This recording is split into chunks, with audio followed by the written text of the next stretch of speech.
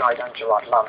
Our top story: Australian wildfires have wiped out an entire town and destroyed most of another.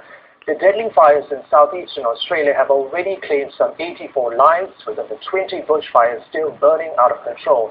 Now, the current death toll at 84 means these are the worst bushfires in Australian history. Thousands of firefighters battled for a second straight day to contain the blaze in what is seen as Australia's worst fire disaster in the last 3 decades.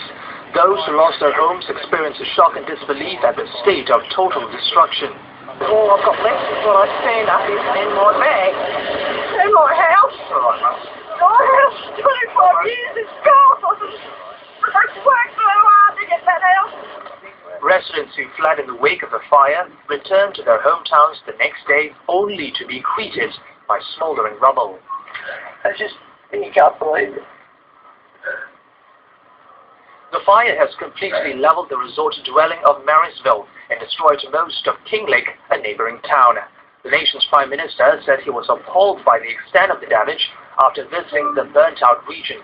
Hell in all its fury has visited the good people of Victoria in the last 24 hours, and many good people now lie dead. Many others lie injured.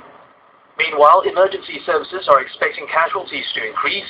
Doctors treating burn patients have recounted stories of people being trapped in cars while trying to flee. I've heard of sad stories of flames going over cars and maybe one person surviving and being brought in and the others not surviving.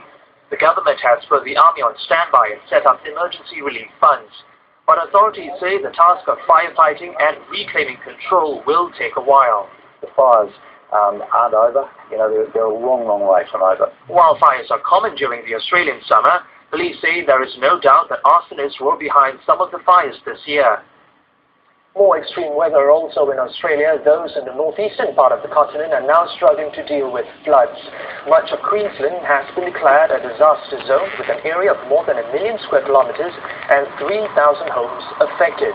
A search is also on for 2 missing people after they were swept out of a car crossing.